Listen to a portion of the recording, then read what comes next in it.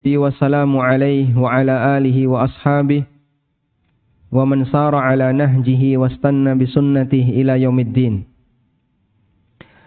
Kepada yang kami hormati pengurus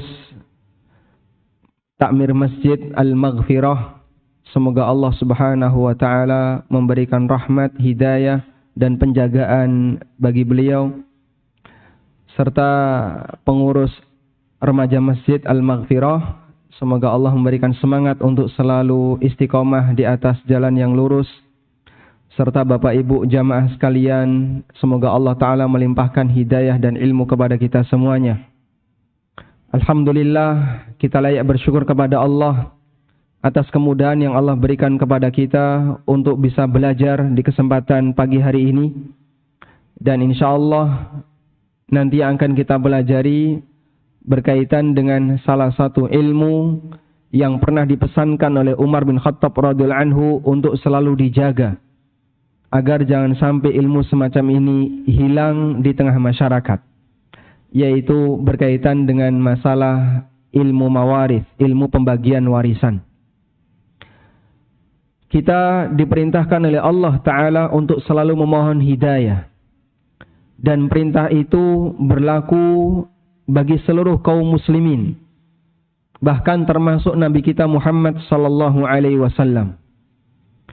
Sehingga manusia diminta untuk terus memohon kepada Allah bimbingan hidayah.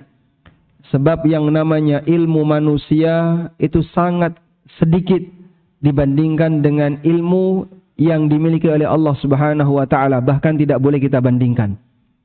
Dan bagian dari bentuk memohon hidayah adalah memohon tambahan ilmu dari Allah. Karena itu Nabi Muhammad sallallahu alaihi wasallam membaca ihdinas siratal mustaqim dalam salat beliau.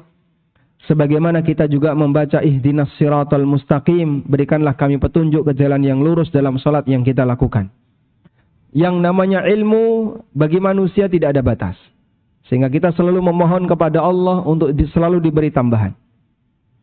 Dan kita juga memohon kepada Allah agar diberi ketakwaan. Karena takwa itu tidak ada batas. Sehingga tidak ada istilah puncak takwa. Sampai pun Nabi kita Muhammad sallallahu alaihi wasallam diperintahkan oleh Allah untuk bertakwa. Sebagaimana yang Allah firmankan di surat Al-Ahzab. Allah Ta'ala mengatakan, Ya ayyuhan nabiyyu taqillaha wa la tuti'il kafirina wal munafiqin. Wahai Nabi, bertakwalah kepada Allah dan jangan mentaati orang kafir dan orang-orang munafik. Kenapa seorang Nabi masih diperintahkan oleh Allah untuk bertakwa padahal beliau seorang Nabi? Karena takwa itu tidak ada puncaknya. Sehingga semua manusia diperintahkan oleh Allah untuk bertakwa kepadanya. Dan bentuk bertakwa itu adalah dengan mengamalkan ilmu yang baik, ilmu yang benar yang diberikan oleh Allah Subhanahu wa taala kepada umat manusia. Keseimbangan ini yang selalu kita bangun. Keseimbangan untuk selalu belajar dan berusaha untuk mengamalkan. Memohon hidayah kepada Allah dalam bentuk tambahan pengetahuan agama, pengetahuan tentang aturan-aturan yang barangkali belum kita pahami, dan memohon kepada Allah kekuatan untuk bisa mengamalkannya. Sempurnanya manusia tidak ada, karena kita penuh dengan kekurangan. Dan perjuangan itu tidak ada ujung sampai datang kematian. Sebagaimana yang Allah firmankan dalam Al-Quran, Wa'bud rabbaka hatta ya'tiyakal yaqin. Sembahlah Rabbmu, beribadalah kepada Rabbmu, sampai datang kepadamu al-yaqin. Dan makna al-yaqin, kata para ahli tafsir, ijma' maknanya adalah al-maut, kematian. Sehingga Allah perintahkan kepada kita untuk bertakwa sampai mati. Allah perintahkan kepada kita untuk selalu menimba ilmu sampai mati. Allah perintahkan kepada kita untuk mengamalkan ilmu itu sampai mati. Karena tidak ada manusia yang sempurna, sebab kita diciptakan dalam posisi semuanya penuh dengan keterbatasan. Kita berusaha untuk memperjuangkan itu dengan terus belajar, mengikuti kajian, dan aneka kegiatan-kegiatan ilmiah, diiringi dengan semangat untuk mengamalkannya.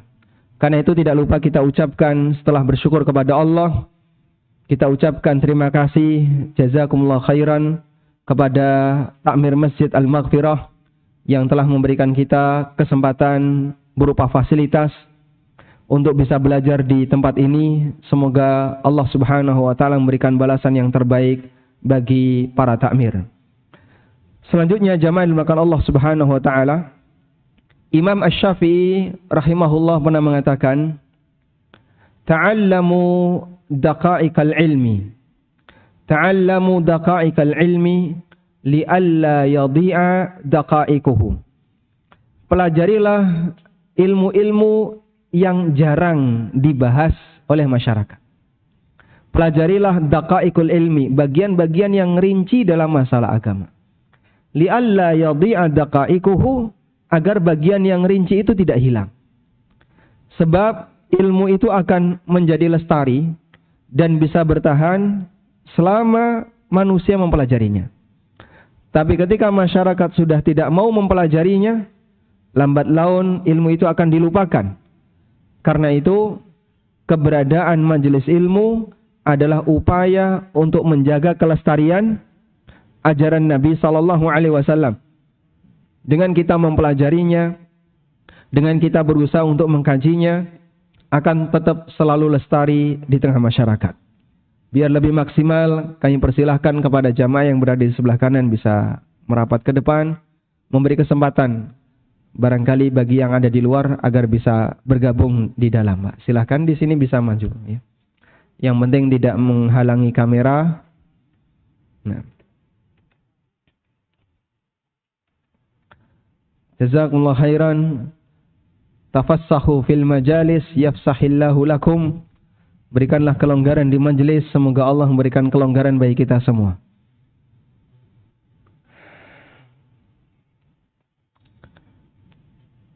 Dan di antara ilmu yang barangkali cukup jarang dibahas dalam forum kajian-kajian umum adalah ilmu seputar masalah pembagian waris. Sebab ilmu ini cukup mudah lupa karena melibatkan perhitungan. Ada juga orang yang dia tidak mau belajar ilmu waris dengan kekhawatiran ilmu ini berat. Akhirnya wedi dhisik, sudah takut duluan sebelum dia mengenal. Orang kalau sudah takut duluan, mungkin semangat dia untuk mempelajarinya jadi kurang. Sehingga dia tidak mau belajar karena khawatir nanti tidak kerepotan. Ada Pak kayak gitu Pak? Banyak ya. Takut belajar, khawatir apa? Repot menjaganya. Maka dia tidak mau untuk mendekatinya karena dia takut untuk mempelajarinya. Tapi insya Allah dalam kajian kita di kesempatan ini saya akan upayakan untuk menyampaikan materi dengan sesederhana mungkin, sehingga Bapak Ibu bisa bawa pulang catatan yang baik yang kira-kira bisa menjadi bekal bagi kita dalam masalah pembagian waris. Tayyib.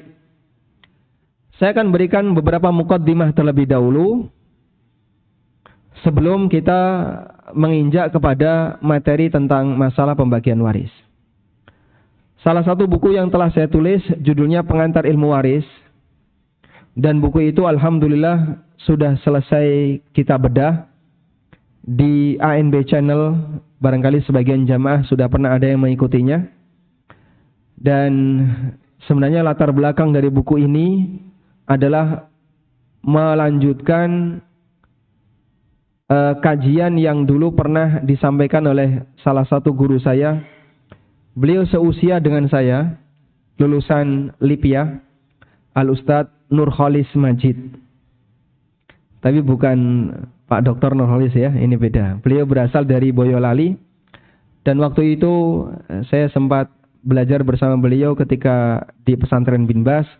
Saya guru matematika, beliau guru faraid. Guru matematika ngaji kepada guru faraid.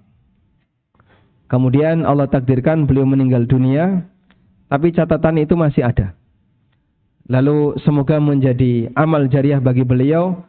Catatan itu saya ubah dan jadilah buku Pengantar Ilmu Waris. Tayyib, dan itu saya tulis pada waktu awal pandemi.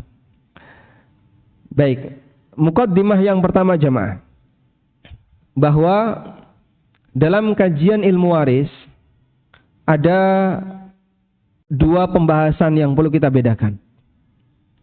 Yang pertama adalah pembahasan fikih. Yang kedua pembahasan perhitungan. Yang pertama pembahasan fikih, yang kedua pembahasan ilmu hisab. Pembahasan fikih itu lebih kepada pendekatan teoritis. Pembahasan fikih lebih kepada pendekatan teoritis. Setiap orang insya Allah bisa memahaminya dengan sangat mudah. Sebab bentuknya adalah pendekatan teoritis. Contohnya gimana Pak? Contoh ya. Anak laki-laki dapat warisan 2 kali lipat dibandingkan anak perempuan. Contoh yang lain. Orang yang beda agama nanti mereka tidak bisa saling memberikan warisan. Contoh yang lain. Keberadaan anak laki-laki menghalangi saudara mayit untuk mendapatkan warisan.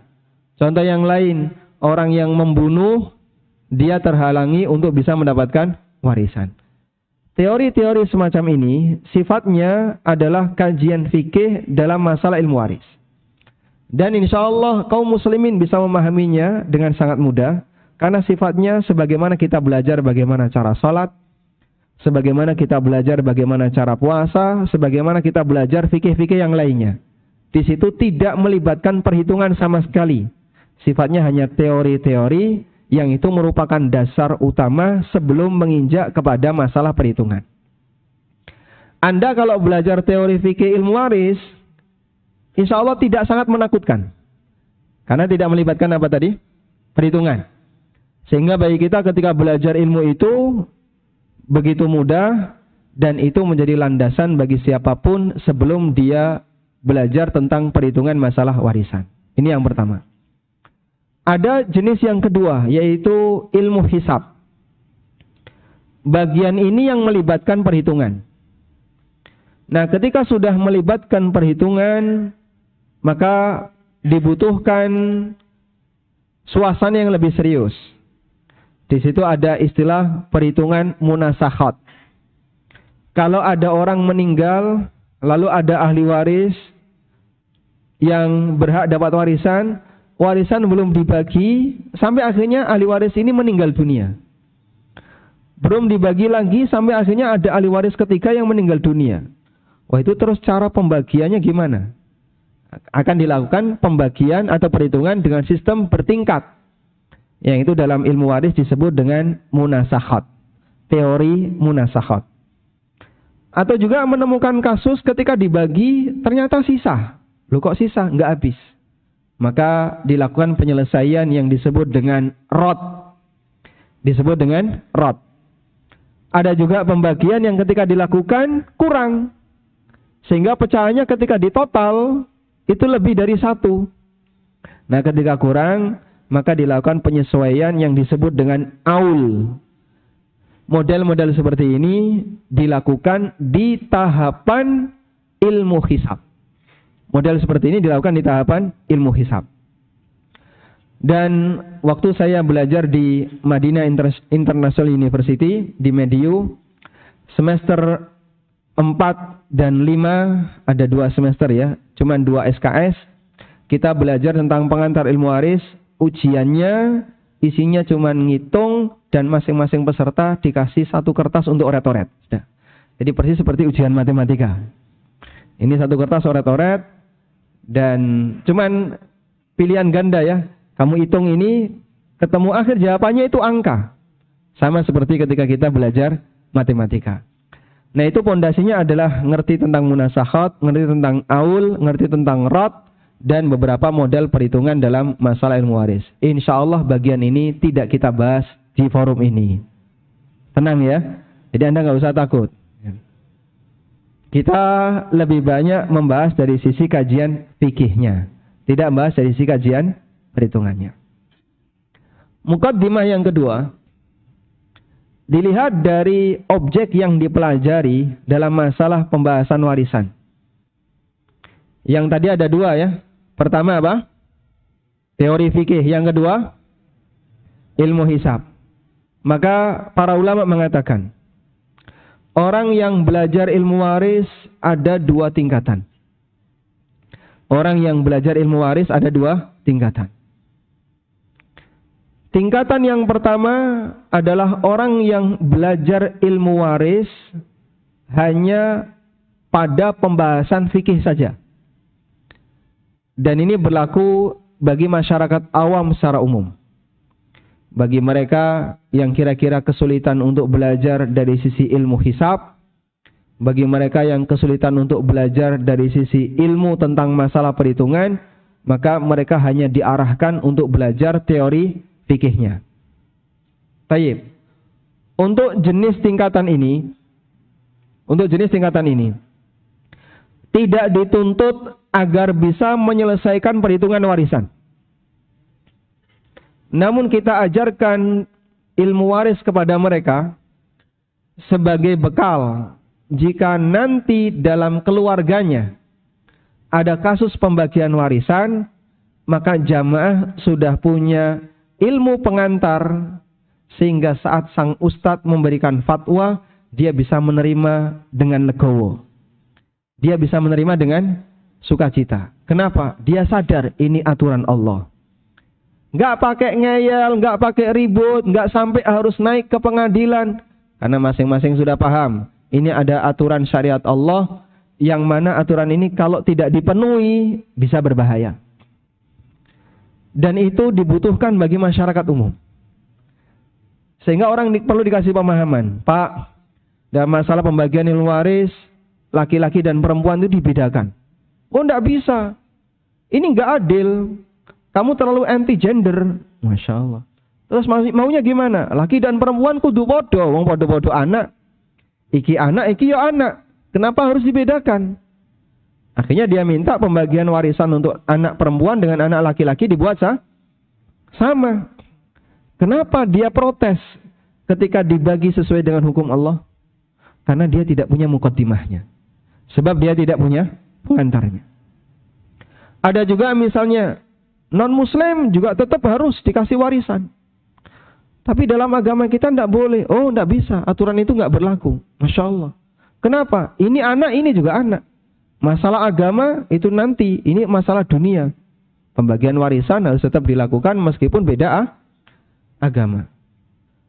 Dan masih banyak kondisi yang lain. Sampai pada puncaknya, ada orang yang dia menguasai warisan, padahal dia tidak berhak untuk mendapatkannya, karena dikembalikan kepada pemahaman pribadinya, yang jelas itu bertentangan dengan aturan Allah Subhanahu wa Ta'ala.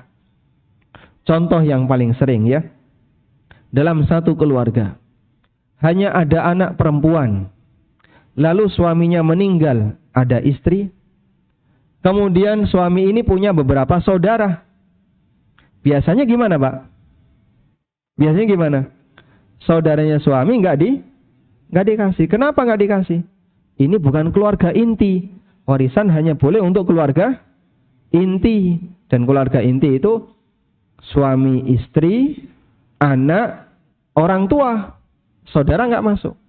Akhirnya kadang saudara nggak dikasih, padahal dia termasuk orang yang berhak dapat warisan. Ada juga orang yang punya pemahaman, ibu kalau masih hidup nggak sopan bagi waris. Tunggu ibu mati dulu. Akhirnya anaknya Arab-Arab warisan ya. Tapi kalau Arab-Arab warisan kok harus nunggu mbokne mati, akhirnya sing di Arab-Arab kapan bagi waris. Kapan ibunya meninggal.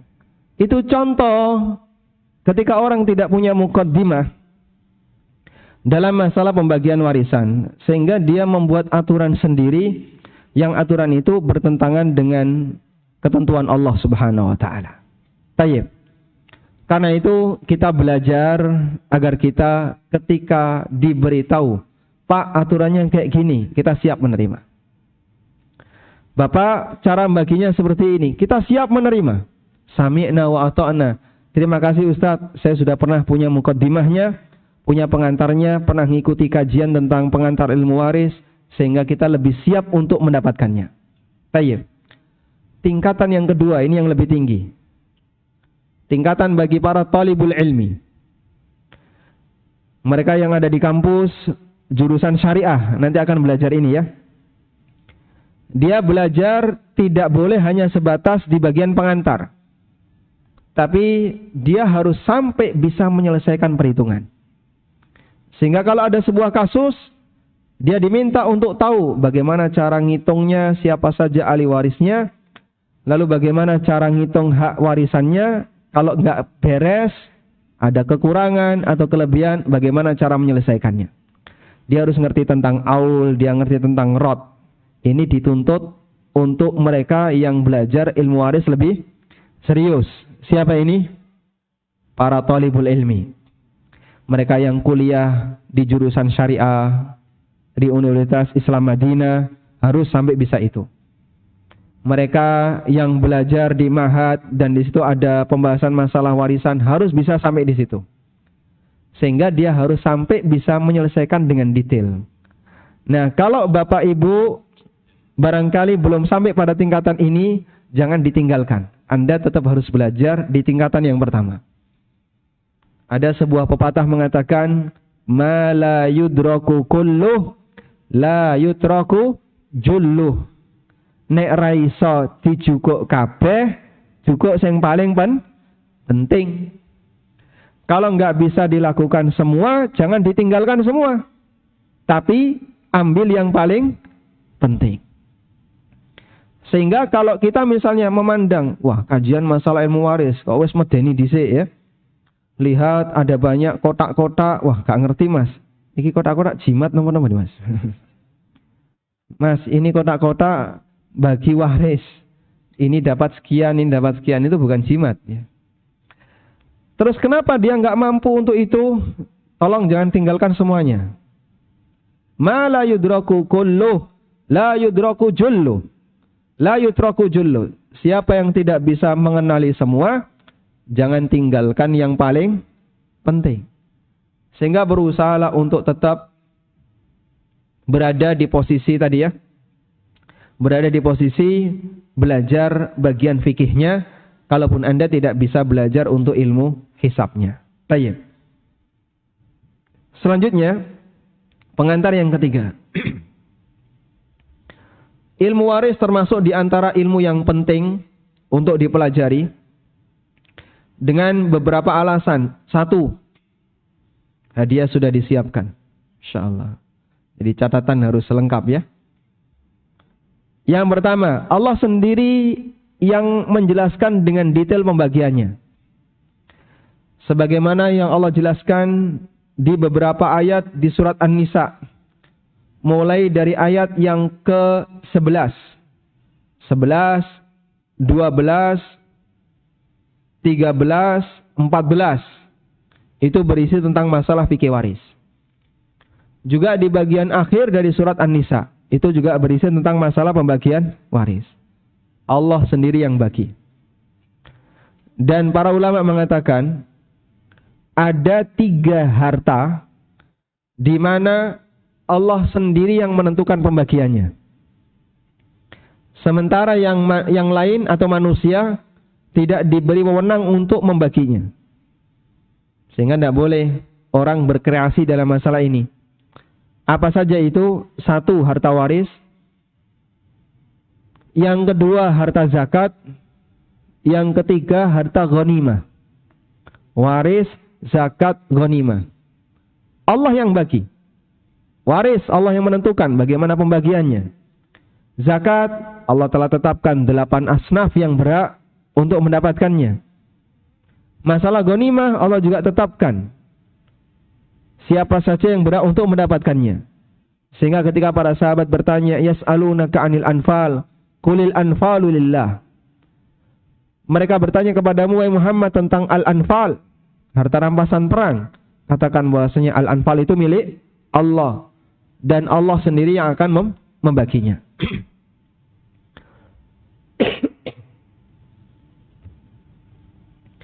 Karena itulah, mengingat dalam pembagian warisan, Allah yang membaginya, maka manusia hanya bisa menerapkannya. Jangan membuat perhitungan sendiri yang itu bertentangan dengan pembagian yang diberikan oleh Allah Subhanahu wa taala. Baik. Kemudian alasan yang kedua. Setelah Allah memberikan pembagian warisan, Allah memberikan janji dan ancaman. Allah Subhanahu wa taala berfirman, "Tilka hududullah, wa may yuti'illaha wa rasulahu yudkhilhu jannatin tajri min tahtihal anhar, khalidina fiha. Wa dzalikal fawzul 'adzim." Pembagian dengan cara seperti ini adalah aturan Allah. Maka siapa yang taat kepada aturan Allah, maka Allah akan masukkan dia ke dalam surga yang mengalir sungai di bawahnya. Allah kasih apa? Janji bagi mereka yang mau nurut untuk melakukan pembagian waris sesuai dengan aturan yang diberikan oleh Allah Subhanahu wa taala. Dan di saat yang sama Allah juga memberikan ancaman.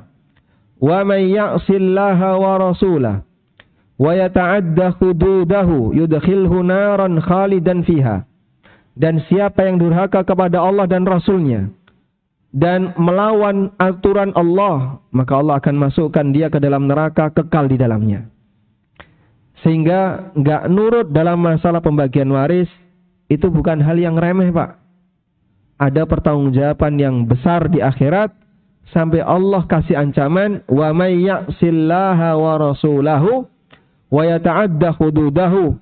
Siapa yang durhaka kepada Allah dan Rasulnya dan dia tidak mengikuti dari batasan yang telah diberikan oleh Allah, Allah kasih ancaman masuk neraka. Waliyadzubillah.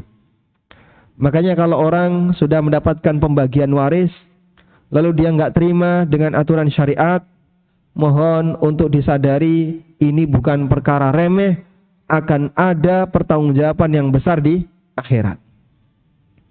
Datang dua orang sahabat kepada Rasulullah sallallahu alaihi wasallam. Lalu mereka bersengketa di hadapan Nabi sallallahu alaihi wasallam tentang masalah warisan. Akhirnya masing-masing diminta untuk menyampaikan penjelasan. Sahabat A, dia bicara pertama. Ya Rasulullah, saya lebih berhak untuk mendapatkan warisan dengan alasan seperti ini, seperti ini, seperti ini. Selanjutnya sahabat B giliran berbicara. Ya Rasulullah, saya lebih berhak dengan alasan ini. Sudah?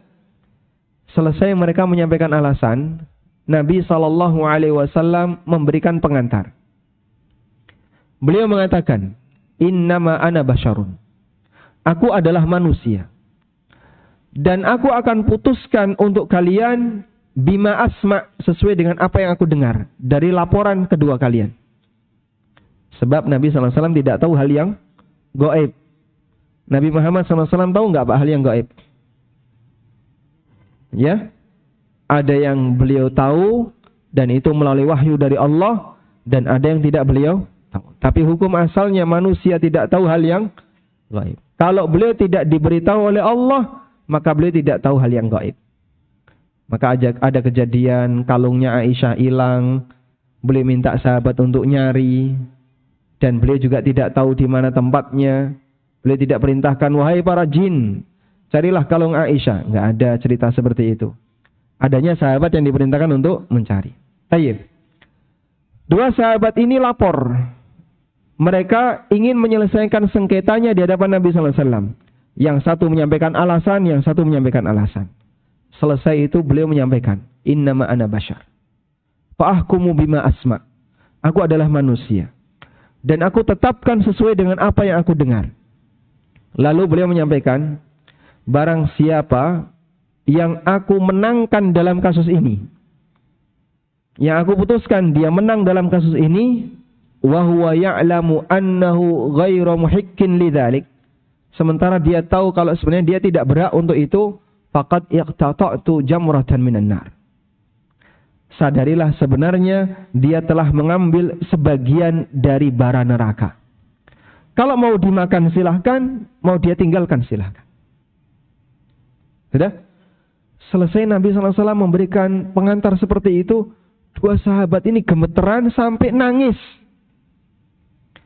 Mereka nangis, lalu mereka mengatakan, Ya Rasulullah, kalau begitu aku serahkan harta ini kepada saudaraku. Orang yang kedua juga mengatakan yang sama, ya Rasulullah, kalau begitu aku juga serahkan harta ini kepada saudaraku.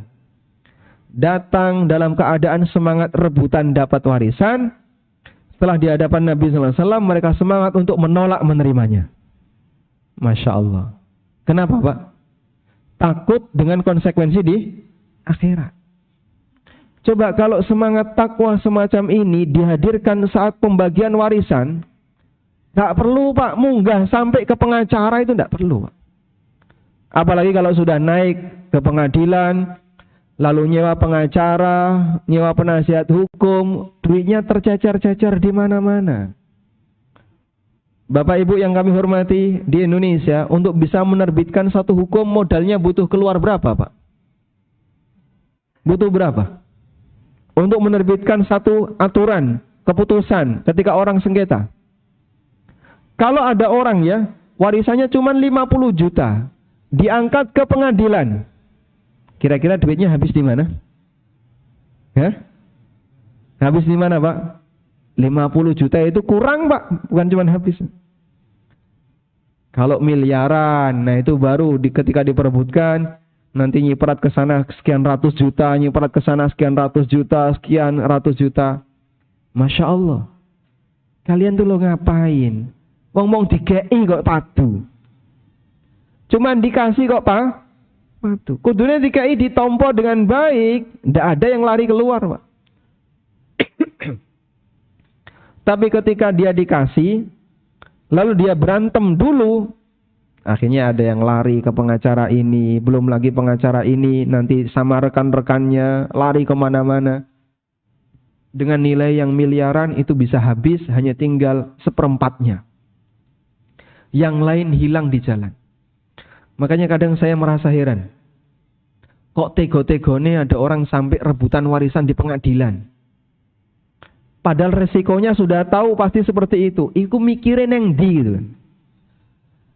Kan coba, ini kan saudara, Pak ya. Ini saudara, ini saudara. Kalau itu diperjuangkan melalui pengadilan, duitnya hilang ke yang bukan ahli waris, yang bukan saudara. Mbok tadi ngalah salah satu kan tetap masih kena saudara. Tapi karena berantem, pokoknya aku gak terima. Yang penting aku entuk. Yang penting saya dapat. Ketika yang penting saya dapat, akhirnya lari ke yang bukan saudaranya. Dan rata-rata itu terjadi disebabkan karena dorongan hasad dari setan. Orang itu tidak terima ketika ada saudaranya mendapatkan sesuatu. Padahal siapapun yang lebih berhak, kita tidak berhak untuk ngatur dan protes. Allah sendiri yang telah menghitungnya, Allah yang subhanahu wa ta'ala membaginya. Dan bukan manusia yang membaginya. Baik. Makanya ancamannya besar, barang siapa yang durhaka kepada Allah dan Rasulnya dan melawan aturan Allah, maka Allah akan masukkan dia ke dalam neraka. Selanjutnya, terdapat sebuah hadis, meskipun hadis ini dhaif, didhaifkan oleh banyak ulama seperti Adz-Dzahabi, Ibnul Mulaqqin dan yang lainnya. Rasulullah sallallahu alaihi wasallam pernah bersabda kepada Abu Hurairah, "Ya Aba Hurairah, ta'allamul fara'idha wa'allimuha fa innahu nisful ilmi wa huwa yunsa wa huwa awwalu syai'in yunza'u min ummati." Wahai Abu Hurairah, pelajarilah faraid. Ajarkan ilmu faraid, karena faraid itu setengah ilmu. Faraid itu setengah ilmu. Baik. Hadis ini dhaif. Tapi kalau misalnya kita bahas, kenapa sih faraid kok setengah ilmu? Dan para ulama sering menyebut bahwasanya faraid adalah setengah ilmu. Karena penjelasannya begini. Sesuatu itu kalau disandingkan dengan lawannya, maka jadinya dia setengahnya. Sesuatu kalau disandingkan dengan lawannya, jadinya apa? Setengahnya. Karena itu ada istilah qaulu la adri nisful ilmi. Ada orang kalau ditanya dan dia nggak tahu, dia ditanya masalah agama dan dia bilang nggak tahu, saya nggak tahu. Itu sama dengan setengah ilmu. Lu nggak tahu kok di setengah ilmu, nggak ngerti kok. Disebut setengah ilmu. Sebab nggak tahu itu Sandingannya apa? Tahu. Dan tahu itu ilmu. Maka nggak tahu setengahnya ilmu. Sesuatu kalau disandingkan dengan lawannya, maka dia jadi apa? Setengahnya. Tayyib. Ilmu yang dipelajari oleh manusia itu ada dua. Yang pertama, ilmu untuk orang yang hidup. Dan yang kedua, ilmu untuk orang yang sudah mati. Sehingga di situ adalah bersandingan lawannya. Ilmu untuk orang yang hidup apa, Pak? Ilmu fikih untuk ibadahnya, fikih muamalahnya, dan fikih-fikih yang lainnya. Banyak sekali. Dan ilmu untuk orang yang sudah mati. Ilmu untuk orang yang sudah mati apa? Peninggalan hartanya. Ini bagaimana cara membaginya. Maka jadinya ilmu faraid disebut sebagai setengah ilmu ketika dia disandingkan dengan ilmu untuk kasus orang yang masih hidup. Paham di sini? Maka disebut sebagai ilmu faraid setengah ilmu. Bukan berarti nek belajar faraid tok berarti wis duwe setengah ilmu, bukan.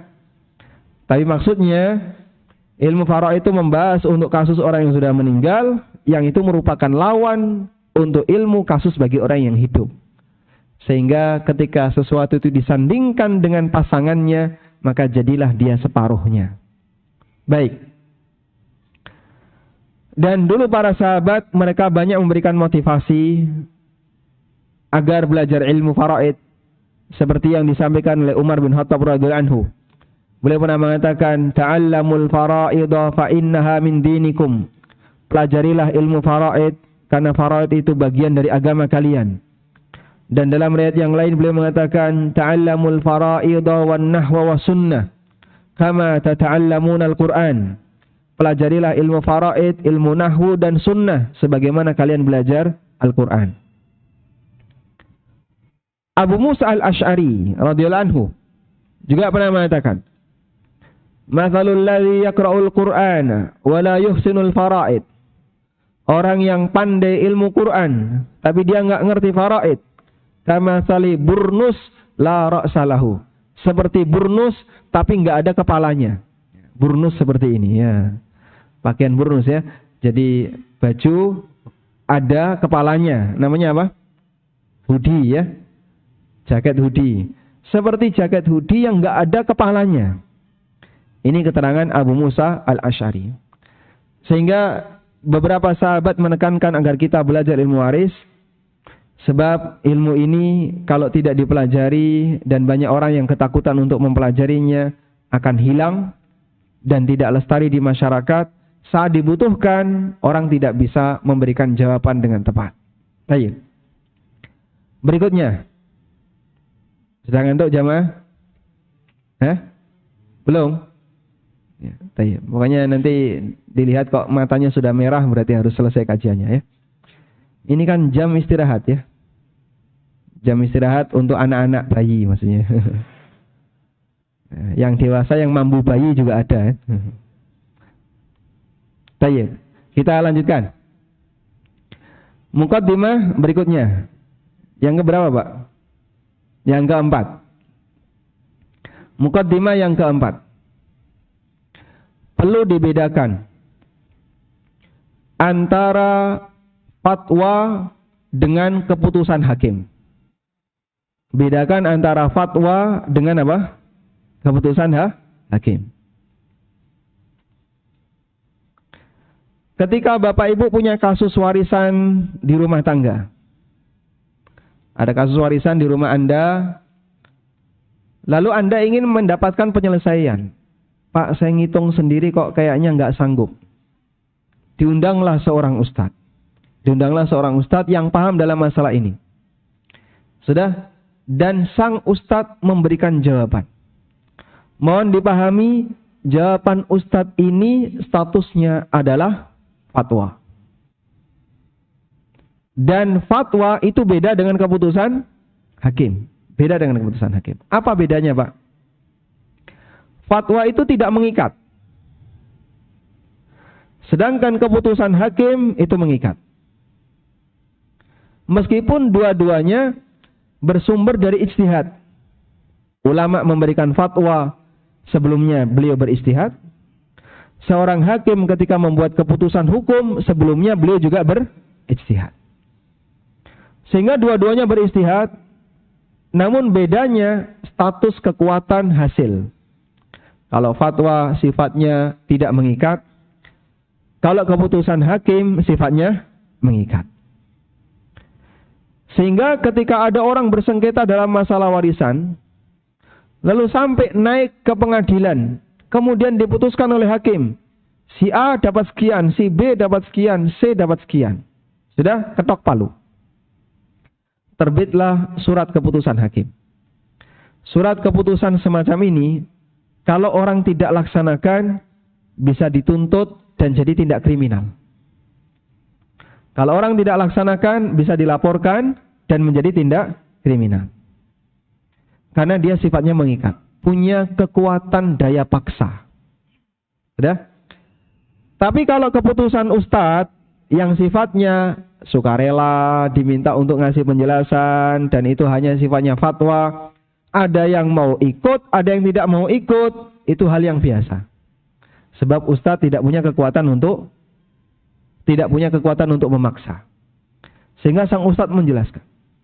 Selesai menjelaskan, ada salah satu anggota keluarga Anda yang nggak terima. Saya nggak terima Pak Ustadz. Saya ngasih ancaman. Awas, kalau jenengan nggak terima, kobong sampean. Kok bisa Ustadz kayak gitu? Piye carane ngobong wong? Bisa nggak kayak gitu Pak? Nggak bisa. Bisa nggak orang maksa? Nggak bisa. Sebab dia hanya memberikan fatwa. Maka masalah keluarga ini mau menerima dan tidak menerima, itu urusan pribadi mereka. Sang ustadz kewajibannya adalah menyampaikan penjelasan sesuai dengan disiplin ilmu yang beliau miliki. Tapi beliau tidak punya wewenang untuk memaksakan hasil dari perhitungannya agar diterapkan dalam pembagian waris di keluarga fulan yang berkonsultasi kepada beliau. Nah, prinsip ini saya pegangi. Sehingga kalau ada orang yang mau ngundang saya, minta tolong agar dilakukan pembagian warisan. Pertama yang saya minta satu Pak. Keluarga Anda harus sudah kenal saya. Dan yang kedua, mau menerima apa yang saya sampaikan. Kalau mereka, Pak, keluarga saya ada yang mau menerima, ada yang belum bisa menerima. Kita beda-beda latar belakang. Ono sing wis ngaji, ada yang preman, ada yang non-muslim, ada yang pinginnya ini, pinginnya ini. Masya Allah Mas, ini kalau saya datang ke situ, seperti saya datang ke kandang macan Mas. Nggak sampean padu karo PDW, aku mau ngerungokno, malah jadi masalah. Saya tidak mau. Buat apa? Tapi kalau saya diminta untuk memberikan penjelasan terkait masalah kewajiban seorang muslim untuk taat kepada aturan Allah, alhamdulillah sudah banyak kajian yang kita sampaikan dalam masalah ilmu waris. Silakan Anda kasih tonton itu dulu. Tunjukkan ke mereka. Sudah, ini mukaddimah pertama. Kalau seperti ini belum, lalu tiba-tiba Anda datangkan seorang ustadz dari sekolah manapun dia, ditolak Pak sama keluarga yang lain. Sebab belum tentu pembagian itu diridhoi sama mereka. Loh kok saya cuma dapat setengah ini Pak Ustadz? Ini ustadz apa ini? Agamanya Pak Ustadz apa Pak Ustadz?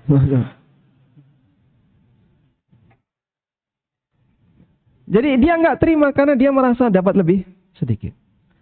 Dan ustadz nggak bisa maksa. Awas loh, sampean kalau nggak mau nerima tangkap polisi nanti. Fatwa tidak punya daya paksa. Beda dengan keputusan hakim. Makanya mukaddimahnya itu bukan penjelasan perhitungan. Tunggu dulu Pak. Keluarga kalau belum bisa menerima, perhitungan itu nanti dulu. Tapi mukaddimah yang pertama adalah motivasi. Dikasih tahu. Mas, Anda kalau tidak menerima, bayarnya besar. Tapi Anda kalau menerima, ini pahalanya. Ini beberapa kajian, coba bisa disodorkan agar ngasih motivasi sebagai mukaddimah sebelum nginjak pada tahap perhitungan.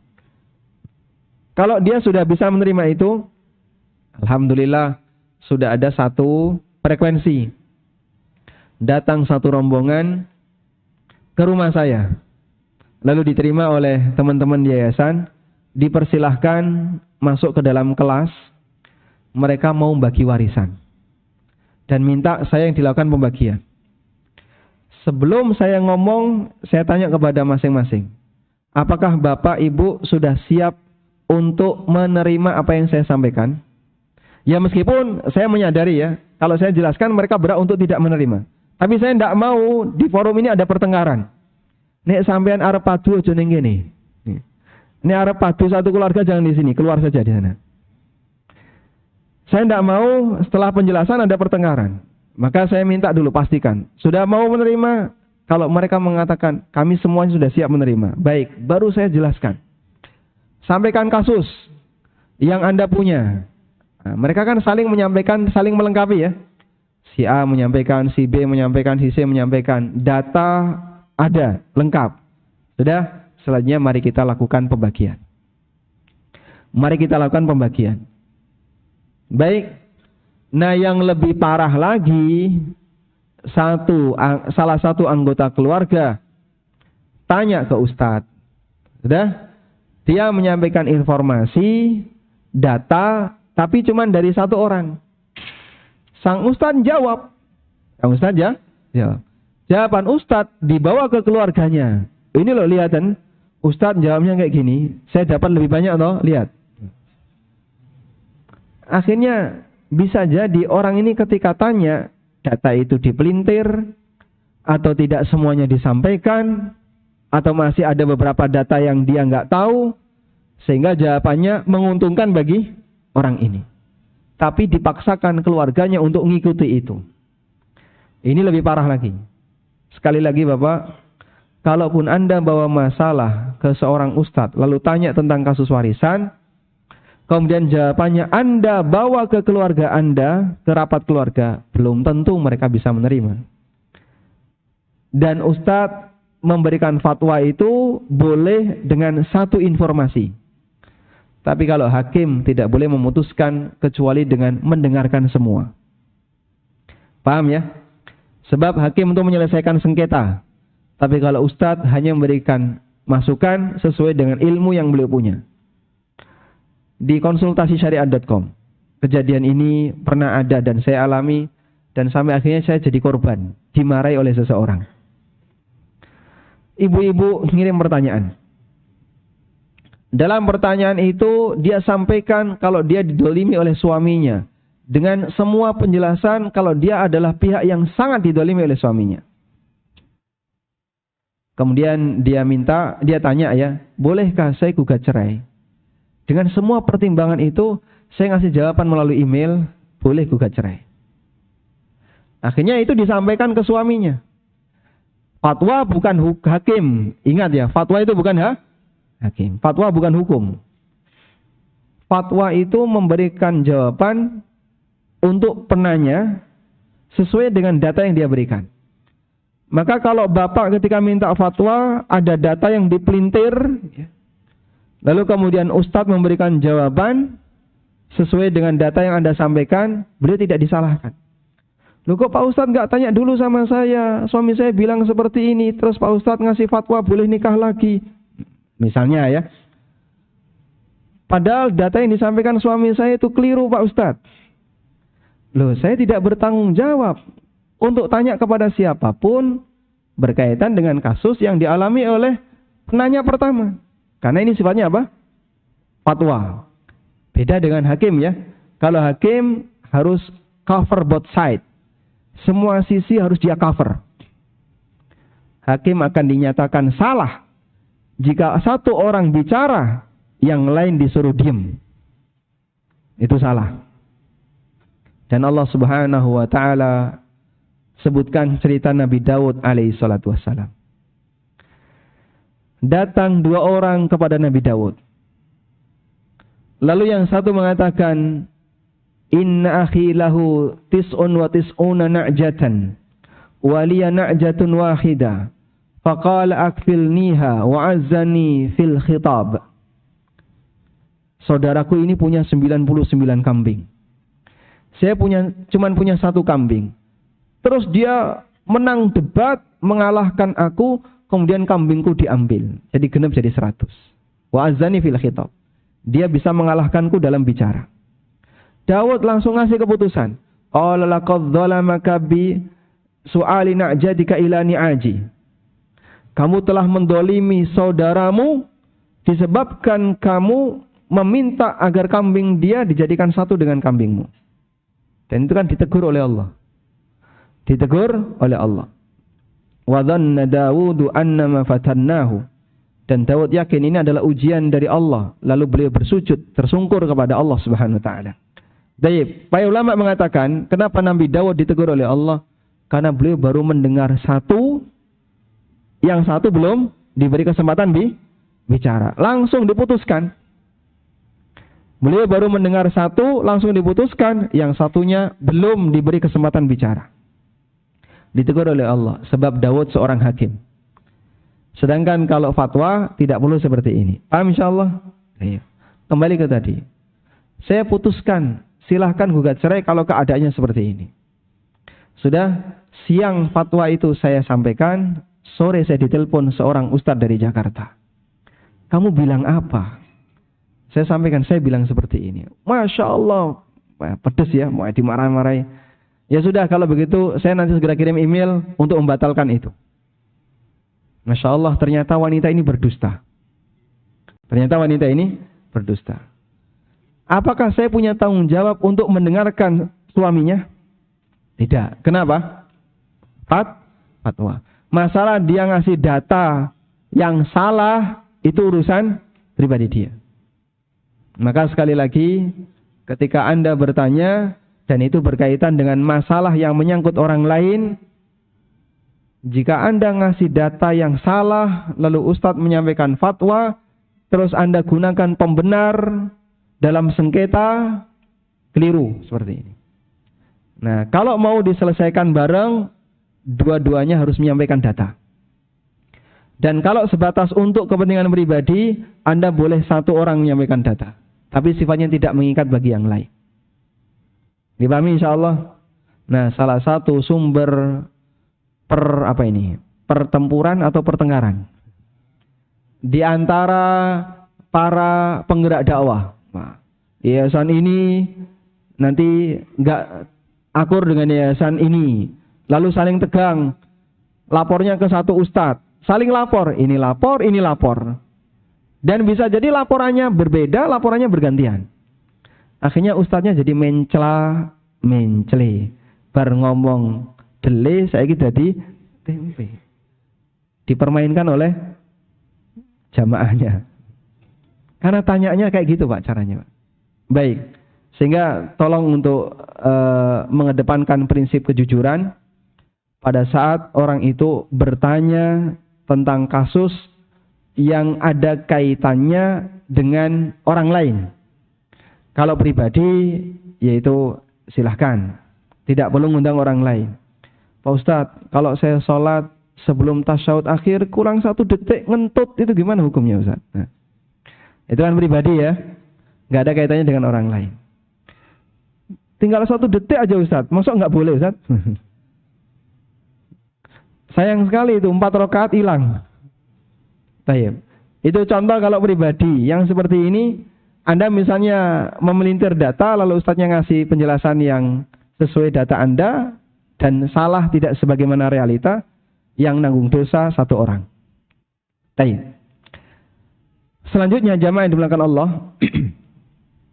setelah kita memahami perbedaan antara fatwa dengan apa tadi? Keputusan hukum. Maka fatwa boleh diundang dalam rapat keluarga, namun tolong dikondisikan terlebih dahulu. Agar nanti tidak menjadi sumber sengketa.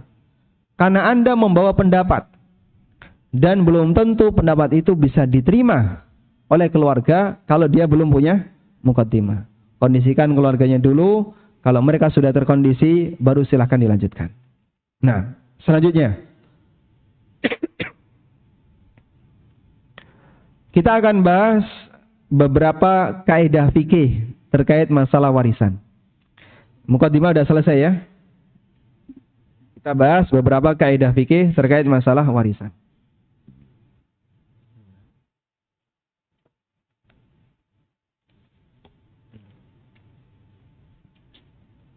Alhamdulillah. Nah, Yang pertama, anak laki-laki dapat 2 kali dibandingkan anak perempuan. Atau ahli waris laki-laki dapat jatah 2 kali dibandingkan ahli waris perempuan. Kecuali untuk kasus satu saudara seibu. Saudara seibu itu kalau dapat warisan, laki dan perempuan dibagi rata. Saudara seibu kalau dapat warisan, laki dan perempuan dibagi rata. Allah Ta'ala berfirman, fahum syuraka'u fis sulus. Mereka mendapatkan harta sekutu dibagi bareng 1/3. Itu kalau ada syarat tertentu, ketentuan tertentu, di mana saudara seibu dapat 1/3. Yang kedua, untuk kasus ayah dan ibu ketika mayit punya anak, keduanya sama-sama punya jatah 1/6. Keduanya sama-sama punya jatah 1/6. Baik. Sehingga di sini laki dan perempuan sama. Ayahnya dapat 1/6, ibunya juga dapat 1/6. Nah, kemudian prinsip yang kedua, kaidah yang kedua.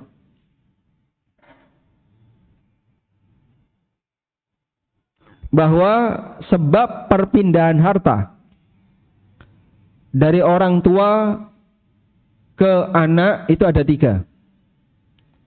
Sebab perpindahan harta dari orang tua ke anak ada berapa? 3. 1. Sebab nafkah.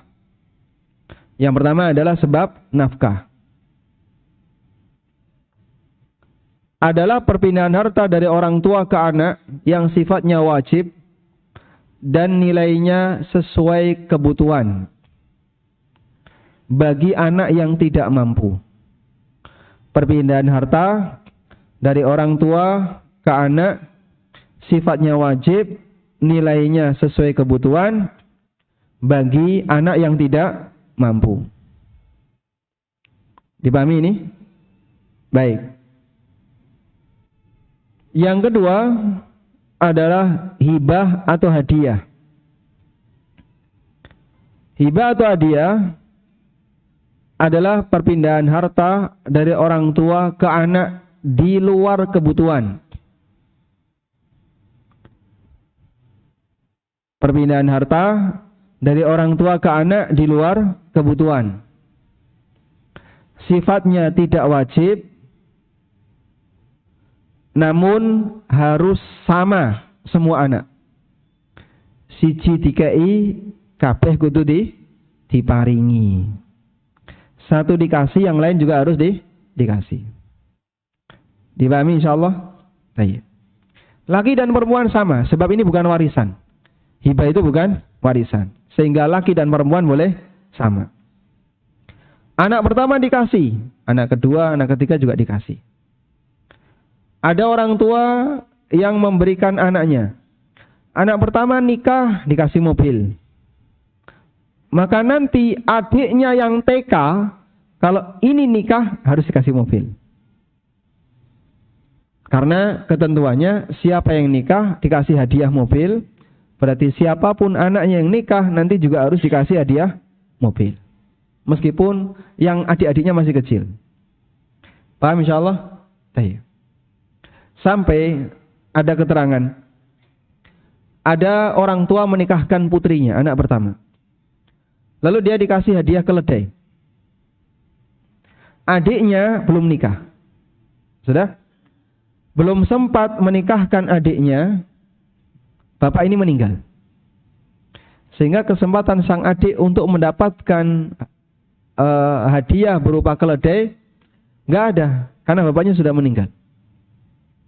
Kata para ulama, adiknya ini boleh minta kepada kakaknya agar keledai itu dibagi 2. Sehingga harganya berapa? 5 juta. Maka yang 2,5 dikasihkan ke adiknya. Dibayari dia. Sampai demikian dalam rangka untuk menjaga pemerataan dalam masalah hibah atau hadiah. Bedanya hibah dengan hadiah, Bapak? Orangnya sama-sama masih hidup. Hibah masih hidup, hadiah juga masih hidup. Bedanya apa? Kalau hadiah tidak Baik. Perbedaannya adalah kalau hibah itu tanpa sebab. Tiba-tiba Bapak ngasih.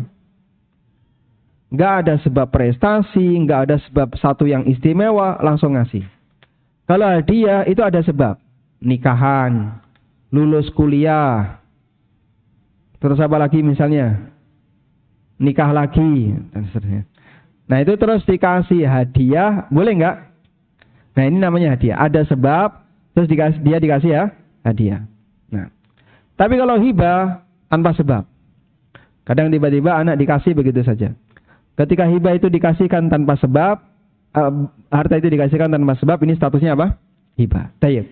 Dan dua-duanya harus sama.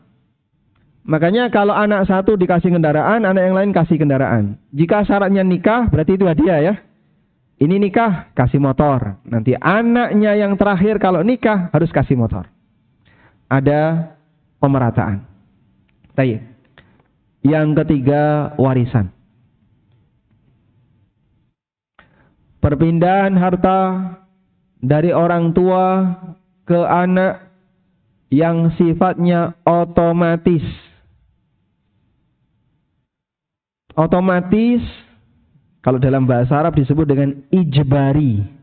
Ijbari. Alif, jim, ba.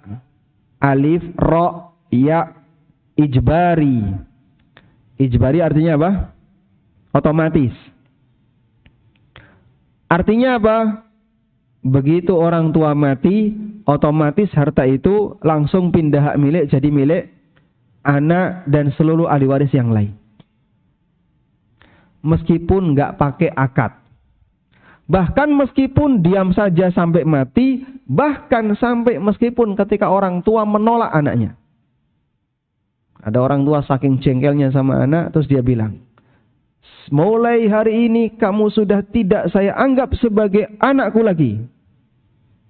Lah saya anaknya siapa Pak? Wong saya terlahir dari bapak. Kue meletak teko watu. Tidak ada mukjizat Nabi Soleh muncul zaman sekarang. Kalaupun ada orang tua seperti itu, kalimat ini berlaku nggak? Nggak berlaku. Sehingga dia ngomong sia-sia. Meskipun dia bilang kamu bukan anakku, ya tetap ini anaknya. Wong nasab itu nggak mungkin geser, Pak. Non-Muslim, orang tua non-Muslim, boleh nggak anak yang Muslim bernasab kepada orang tua non-Muslim? Boleh atau tidak? Anaknya Muslim atau Muslimah, bapaknya non-Muslim, boleh nggak dia bernasab kepada bapaknya yang non-Muslim? Wajib, bukan cuma boleh, wajib. Karena nasab itu tidak hilang hanya karena beda agama, tidak bisa hilang karena kesepakatan. Deal Pak ya, mulai hari ini kita bukan anak dan bapak lagi. Oke, deal. Aku tak metu teko omah. Apakah dia masih anak? Selamanya akan anak. Ini bapak, selamanya akan bapak. Tidak ada istilah kesepakatan memutus nasab, tidak ada. Maka kita bisa lihat ya, banyak sekali para sahabat yang orang tuanya mati dalam kondisi musyrik. Anas bin Malik. Malik bin Nadr itu ayahnya Anas bin Malik. Mati dalam kondisi musyrik. Pada waktu Nabi SAW datang ke kota Madinah, istrinya Malik bin Nadr, namanya siapa? Ummu Sulaim, masuk Islam. Suaminya marah, kamu jangan masuk Islam. Kemudian ketika Ummu Sulaim tetap masuk Islam, Malik bin Nadr ngancam, jangan kau ajak anakku, Anas. Malah Anas dihadiahkan untuk Nabi SAW. Akhirnya Anas jadi pembantu Rasulullah SAW. Malik bin Nadr tambah stres, minggat. Dan dia mati di peminggatan. Ya. Yang jelas dia mati kafir ya. Apakah dia mati Nasrani ataukah karena ada riwayat dia pindah agama. Intinya dia mati kafir. Tapi yang namanya Anas tetap dibinkan siapa? Kepada Malik bin Nadr. Tayyib. Umar bin Khattab. Khattab mati kafir. Siapa lagi? Istri Nabi SAW. Ada yang bapaknya Yahudi. Siapa? Sofia. Siapa nama bapaknya? Gembongnya Yahudi Bani Nadir. Huyai bin Akhtab. Sofiyah bintu Huyai bin Akhtab. Ikrimah anaknya Abu Jahal. Dia Muslim, bapaknya kafir. Ikrimah bin Abi Jahal. Sebab yang namanya orang tua tidak bisa switch. Ya. Ganti ke yang lain gara-gara beda agama. Tayyib. Kembali ke sini. Jadi warisan itu sifatnya otomatis. Pokoknya kalau bapak mati, maka anaknya dapat. Meskipun apa? Sang bapak pernah menolak, mengatakan saya tidak sudi lagi menerima kamu sebagai anak. Tetap berlaku sebagai anak. Sudah? Nah, untuk warisan ada aturan sebagaimana yang Allah tetapkan. Baik. Dan sebagai konsekuensinya, karena warisan sifatnya otomatis, jadikan kaidah berikutnya ya. Kaidah berikutnya, warisan sifatnya otomatis.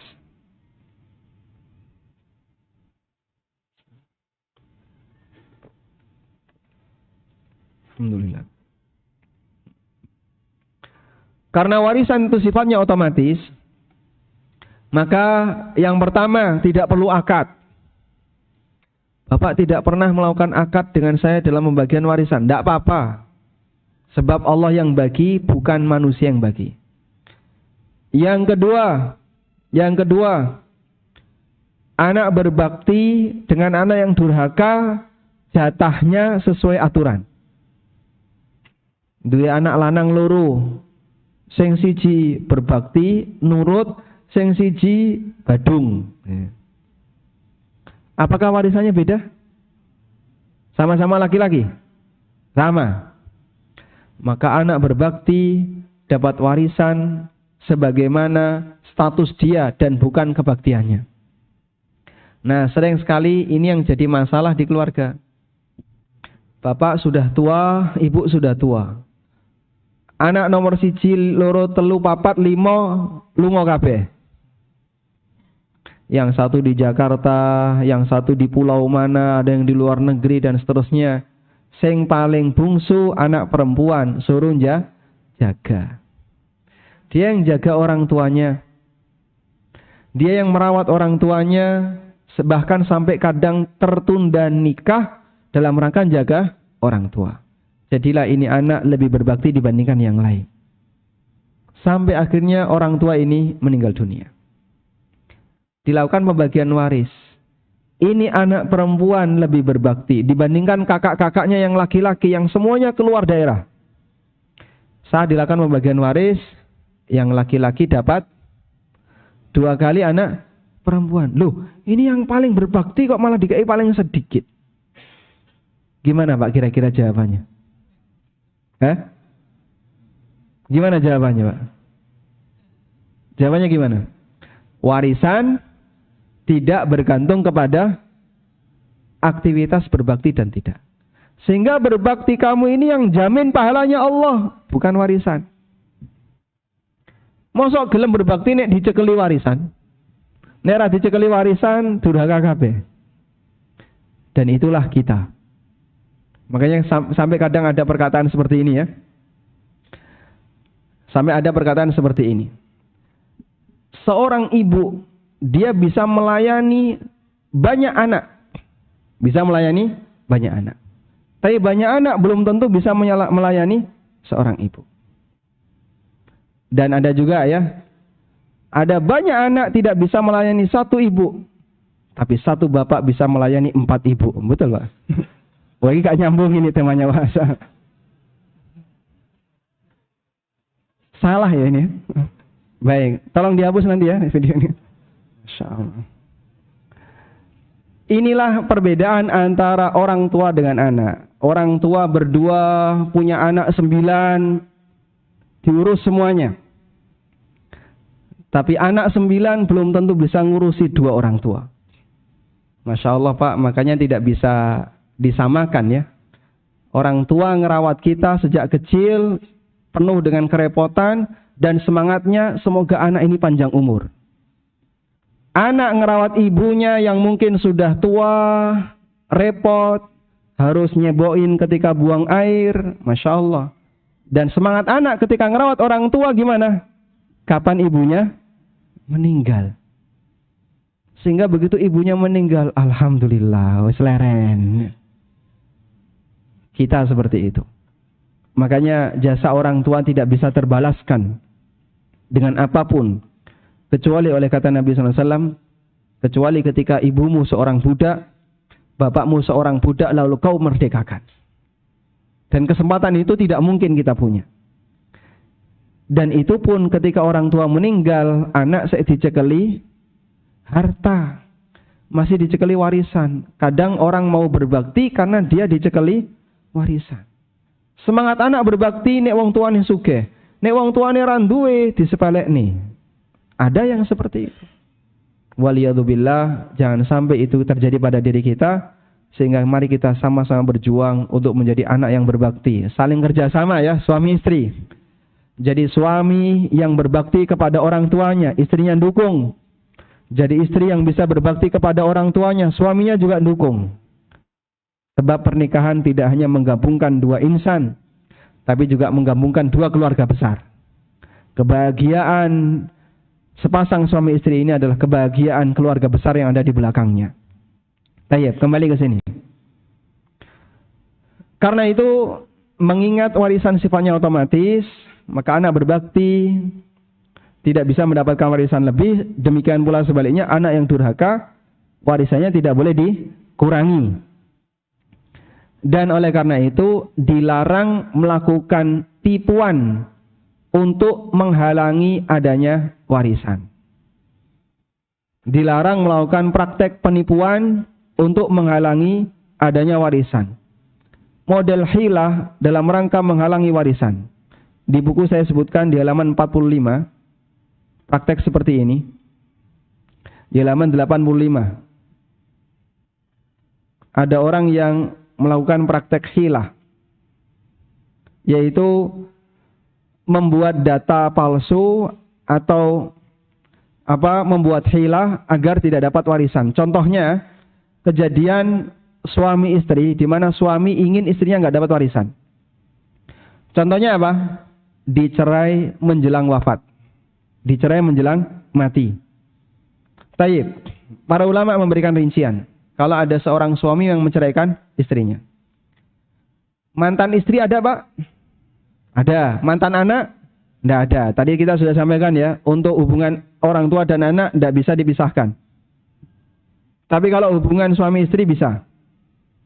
Dan kalau sudah mantan istri, maka dia nggak dapat warisan. Tapi kalau masih suami istri bisa dapat warisan. Saya pernah dapat pertanyaan ya. Ada ibu-ibu yang tanya, Pak, suami saya impoten dan lumpuh orangnya. Jadi hanya bisa dirawat. Tapi kaya. Dan ibu ini masih produktif.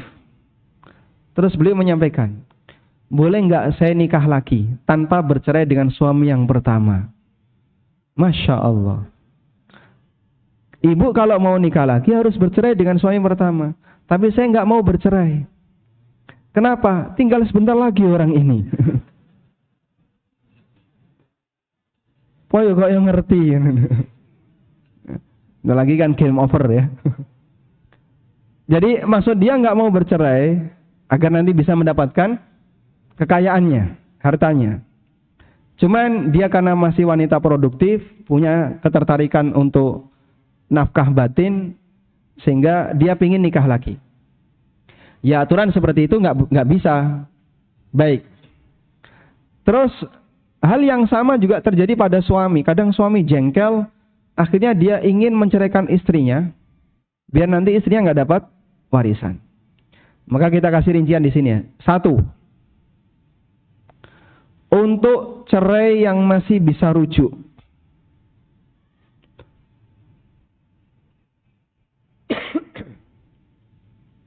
untuk perceraian yang masih bisa rujuk. Lalu suami mati, maka ulama sepakat sang istri tetap dapat warisan. Cerai yang bisa rujuk itu cerai berapa? 1 dan 2. Selama masih masa iddah. Cerai 1, istri menjalani masa iddah. Ternyata di proses menjalani masa iddah ini suaminya kecepit mati. Ketika suaminya mati, istri dapat warisan enggak? Dapat warisan. Kenapa? Karena masih di masa iddah. Meskipun awalnya dia ceraikan itu dengan niat dalam rangka biar dia nggak dapat warisan. Ulama sepakat cerai di masa iddah, jika suami mati istri dapat warisan. Yang kedua, jika cerai yang dijatuhkan suami adalah talak bain. Talak bain itu talak di mana tidak bisa rujuk. Nah, bain itu ada 2. Ada bain sugro, bisa nikah lagi. Ada bain kubro, tidak bisa nikah lagi kecuali jika si wanita ini nikah dengan laki yang lain. Baik. Untuk talak bain baik sugro maupun kubro, apakah setelah habis masa iddah istri bisa dapat warisan? Menurut jumhur ulama, istri tetap dapat warisan. Jika semangat suami dalam menceraikan istrinya dalam rangka agar istrinya tidak dapat warisan. Nah, itu dilihat dari cara dia ngomong. Misalnya dia pernah ngomong sama tetangganya atau sama temannya, saya sudah gak seneng sama si fulanah ini, bojoku ini. Aku pengen dia gak dapat hartaku dalam posisi dia sakit-sakitan. Lalu dia ceraikan istrinya. Sudah sampai akhirnya selesai masa iddah atau cerai 3. Aku ceraikan dia. Besok masih hidup, dia ceraikan lagi. Besok suami ini masih hidup, masih hidup. Aku ceraikan yang ketiga. Jadi diceraikan 3 kali di waktu yang berbeda. Sah sebagai apa? Talak bain kubro. Tapi jika niatnya agar sang istri nggak dapat warisan, maka para ulama mengatakan, dan itu mendapat jumhur, istri tetap mendapatkan warisan. Ini sebagaimana keterangan yang disampaikan oleh Syekhul Islam. Beliau mengatakan, wa in kana at-talaqu ba'inan kal mutallaqati salasan warasathu aidan inda jamaahiri a'immatil Islam wa bihi qada Amirul Mukminin Utsman bin Affan radhiyallahu anhu. Apabila wanita itu ditalak 3, dia tetap mendapatkan warisan jika niatnya dalam rangka untuk tadi menghalangi proses bagian waris. Menurut pendapat jumhur ulama, dan ini merupakan keputusan yang disampaikan oleh Amirul Mukminin Utsman ibnu Affan radhiyallahu anhu. Dan keputusan Utsman ini dijatuhkan ketika Abdurrahman bin Auf menceraikan istrinya Bintul Asbagh Al-Kalbiyah dengan cerai 3 ketika Abdurrahman sakit mendekati kematiannya. Setelah Abdurrahman meninggal, Utsman bermusyawarah dengan para sahabat. Lalu mereka berpendapat bahwa mantan istrinya Abdurrahman tetap berhak dapat warisan. Dan tidak ada satupun sahabat yang menolak keputusan ini. Sehingga menjadi sepakat dalam forum itu di masa Utsman. Sebagaimana kutipan yang disampaikan oleh Asy-Syafi'i dalam kitabnya Al-Wallahu a'lam. Cukup Pak ya? Baik. Udah capek ini ya. Capek mendengarkan atau capek nulis? Oh, capek nulis. Tapi barangkali kalau misalnya Anda ingin mendapatkan keterangan lebih lengkap, nanti bisa dibaca di buku saya yang judulnya Pengantar Ilmu Waris. Demikian, semoga bermanfaat. Wassallallahu ala nabiyyina Muhammadin wa ala alihi wa sahbihi wasallam. Wa akhiru da'wana alhamdulillahi rabbil alamin. Ini pertanyaan boleh langsung atau bagaimana, Mas? Gimana? Silakan, kami kembalikan ke moderator ya. Baiklah, terima kasih Ustadz Aminur Bait atas tausiahnya. Bagi yang ingin bertanya secara langsung, sebentar.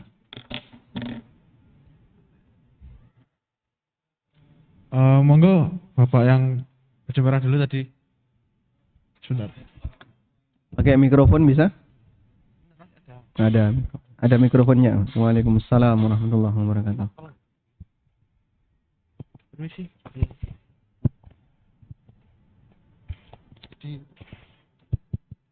Assalamualaikum warahmatullahi wabarakatuh. Waalaikumsalam warahmatullahi wabarakatuh. Ini ada orang Buat pertanyaan. ini ada orang keluarga ya. Setiap ada pertengkaran, itu istrinya itu minta cerai. Setiap ada pertengkaran mesti minta cerai, suruh mulangkan ke rumah mertuanya. Bagaimana itu hukumnya tentang orang ini? Mohon penjelasannya. Terima kasih. Wassalamualaikum warahmatullahi wabarakatuh. Waalaikumsalam warahmatullahi wabarakatuh. Ini memang hadiahnya satu gini, 10 buku. Diotek aja ya, diotek. Tahu diotek, Pak? Dioncek. Ya. Diotek itu dibuka satu-satu. Dioteki. Baik, nanti Bapak dapat hadiah ini, Pak ya, yang bertanya. Sebenarnya ini tidak pembahasan kita ya, ini bukan pembahasan kita, ini pembahasan tentang fikih keluarga. Cuman nggak jadi masalah kalau kita berikan jawaban ringkas. Yang bersangkutan hadir di kajian ini, Pak? Anda ada? Oh, baik. Nanti videonya bisa dipotong, kasihkan dia ya. Rasulullah Sallallahu Alaihi Wasallam pernah mengatakan, Ayyuma mra'atin sa'alat zawjaha talaqa min ghairi ma bihi ba'sun fal jannatu haramun 'alaiha fal jannatu haramun laha. Wanita siapapun yang dia gugat cerai sementara tidak ada alasan yang kuat, maka haram baginya untuk masuk surga. Sehingga bahaya besar ketika wanita itu gampang gugat cerai padahal masalah-masalah yang remeh. Dalam hadis yang lain Rasulullah sallallahu alaihi wasallam bersabda, "Al-mukhtali'at hunnal munafiqat." Wanita yang gampang khulu, gampang gugat cerai, itulah wanita munafik. Sehingga disebut sebagai wanita munafiqat karena dia gampang mengingkari perjanjian setianya dengan suaminya. Maka jangan gampang gugat cerai hanya gara-gara masalah perbedaan yang ringan. Pertahankan keluarga dengan baik dan itu bagian dari bentuk komitmen dengan mitsaqun ghalidh, yaitu akad nikah yang pernah dilakukan. Nah. Baik, selanjutnya baca kertas. Baca kertas. Baik, coba ini Mas, dibacakan Mas. Nah. Nanti yang merasa punya kertas bisa ngambil hadiah ini ya. Usulul Tsalatsah. Masya Allah. Assalamualaikum warahmatullahi wabarakatuh. Ustadz, saya mau bertanya. Ayah saya sudah meninggal. Ayah saya memiliki kakak perempuan yang masih hidup. Nenek saya, ibunya ayah saya juga masih hidup. Jika suatu saat nenek saya meninggal, apakah saya masih berhak mendapatkan warisan dari nenek? Jazakumullah khairan katsiran. Baik, dipahami Pak, insya Allah kasusnya. Ayahnya sudah meninggal ya, tapi nenek masih hidup. Kalau nenek meninggal, apakah cucu dapat? Nah, yang jadi pertanyaan adalah anaknya nenek ini siapa saja? Data itu perlu. Kalau yang diceritakan cuman ayah, anaknya cuman satu, ayah sama saudara perempuannya. Berarti ahli warisnya adalah saudara perempuan dan cucu. Saudara perempuan ini jadi anak perempuan. Saudara perempuan ini jadi anak perempuan. Kalau seperti ini, wallahu alam, warisan untuk anak perempuan setengah. Warisan untuk anak perempuan setengah karena dia sendirian. Sudah? Lalu cucu mendapatkan 1/6 takmilatan tsulusain. Agar genap jadi 2/3. Nah, masih sisa 1/3. Sisa 1/3 itu jadi rot. Nah, rot ini nanti dibagi berdua sesuai porsi. Satunya setengah, satunya 1/6, porsinya berapa? terus dibagi berdua sesuai porsi. Kalau tidak ada oret-oretannya bingung ya. Ini cuman pertanyaan beliau, cucu dapat enggak? Nah, saya perlu melihat data ahli waris yang lain. Baik. Titipan apa? Titipan pertanyaan. Ini banyak juga, Pak. Masya Allah. Baik. Tadi yang merasa bertanya lewat kertas. Nah, ini ada pertanyaannya. Bagus mungkin ya. Silakan. Assalamualaikum warahmatullahi wabarakatuh. Apakah waris harus segera ditunaikan atau bisa kapan-kapan? Ada tanah waris untuk usaha misalnya. Baik. Apakah pembagian waris harus disegerakan? Apakah pembagian waris harus disegerakan? Baik, ceritanya begini ya. Si A, ini ilustrasi ya. Si A menikah dengan B. Punya anak PQRS. Punya anak PQRS. Sudah? Laki perempuan, laki perempuan. Baik. Begitu A meninggal dunia, maka otomatis seluruh hartanya A pindah hak milik jadi hartanya B PQRS. Otomatis. Sebab warisan itu tanpa akad. Paham? Saya ulang ya. Ketika si A mati, maka otomatis hartanya si A pindah hak milik. Terjadi pindah hak milik, langsung jadi milik istrinya dan seluruh anaknya yang merupakan ahli warisnya. Sudah? Karena itu untuk bagian ini di luar kehendak manusia. Ini Allah yang ngatur. Baik. Nah, selanjutnya hartanya si A ini menjadi harta bersama. Menjadi harta bersama miliknya B PQRS. Paham? Ibaratnya mereka dikasih sama bapaknya si A. Ini loh, tanah ini jadi milik kalian bersama. Nah, setelah jadi harta bersama yang belum ditentukan pembagiannya, itu disebut dengan malul musya'. Disebut dengan mal al-musya'. Mal musya' itu apa? Al-musya' itu harta milik bersama yang belum ditentukan pembagiannya. Misalnya, saya dan 5 orang yang lain urunan 100 juta. Dapat uang 600 juta dipakai beli mobil seharga 600 juta. Sudah? Berarti saya punya berapa? Mobil itu saya punya saham berapa? 1/6. Teman saya 1/6. Masing-masing 1/6. 1/6 itu bagian yang mana? Rodanya kah? Joknya? Setirnya? Atau mananya? Tidak ditentukan. Yang jelas saya punya 1/6. Nah, total di mobil yang hak saya 1/6 dan mobil itu nggak bisa diiris-iris kayak kue gitu ya. Maka mobil ini disebut dengan mal musya'. Mim, shin, sin besar ya. Titik 3, alif, ain, saudaranya ghin. Musya'. Harta musya' yang itu dimiliki bersama berhak bagi siapapun yang punya saham di situ untuk meminta. Sudah? Meskipun mereka juga berhak untuk bersepakat agar dibiarkan. Saya ulang ya. Harta bersama ini berhak bagi siapapun untuk minta. Dan berhak bagi siapapun yang punya saham di situ untuk mendiamkan. Sehingga kalau misalnya 10 ahli waris atau berapa tadi? B PQRS, jadi 5 ya. 5 ahli waris ini sepakat. Sudahlah, tanah ini kita biarin aja. Nanti kalau harganya sudah naik baru kita jual. Kalau mereka sepakat seperti itu, boleh untuk dipertahankan. Paham di sini? Dan jika ini yang dimaksud menunda pembagian warisan, nggak jadi masalah. Sebab seluruh ahli waris sepakat. Paham? Tapi kalau ada salah satu yang minta, T, anak rodok kere, minta warisan bapaknya. B sebagai ibu menghalangi. Ibu saya urip kok njaluk warisan.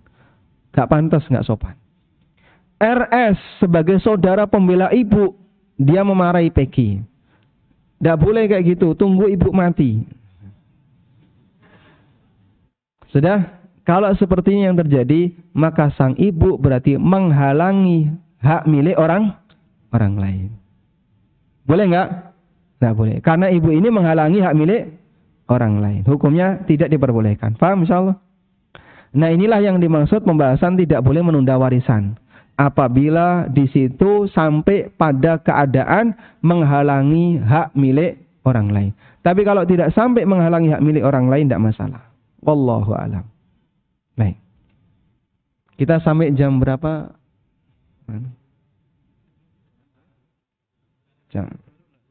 Jam 10:30 ya.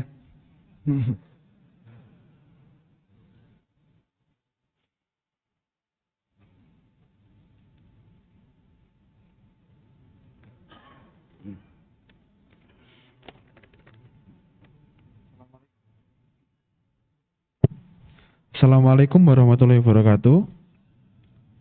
Ustadz, semoga selalu sehat dan istiqomah di atas sunnah. Apa ini? Amin. Walakum bimithlin. Mohon nasihatnya, bolehkah seorang anak menggunakan harta warisan orang tuanya yang sedang sakit? Jazakumullah khair. Dengan catatan orang tuanya lagi sakit dan punya warisan atau harta sendiri. Nah, jadi orang yang masih hidup maka tidak ada istilah warisan. Ya. Sehingga ketika bapaknya masih hidup, Pak saya minta warisan. Oh, bapakmu saya urip kok njaluk warisan. Itu sama dengan dongakno bapaknya mah. Ada istilah warisan itu jika orangnya sudah mati. Tapi kalau anak minta hibah bisa. Kalau anak minta hibah saat bapaknya masih hidup bisa. Sehingga misalnya anaknya minta, Pak saya tolong dikasih ini, hibah dia. Boleh.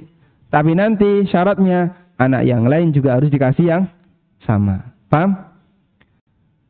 Karena itu kalau bapaknya sakit dan bapak punya harta, lalu anak memanfaatkan harta itu, berarti dia memanfaatkan harta milik bapaknya. Tinggal selanjutnya, apakah bapaknya ridho atau tidak. Kalau bapaknya ridho dan itu sifatnya diberikan, berarti hibah. Maka nanti tanggung jawabnya anak yang lain juga harus dikasih yang sama. Sebab hibah harus ada pemerataan. Tapi kalau bapaknya meminjamkan, ya pakai aja itu mobil, pakai aja itu rumah. Tapi sifatnya pinjaman, jadi masalah dan tidak harus rata. Pinjaman itu tidak harus ada unsur pemerataan. Tapi kalau hibah harus pemerataan. Wallahu a'lam.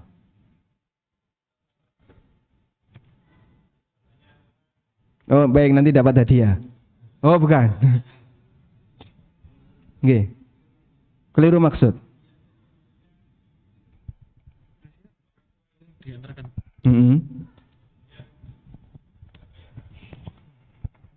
Orang tua punya warisan dari orang tuanya.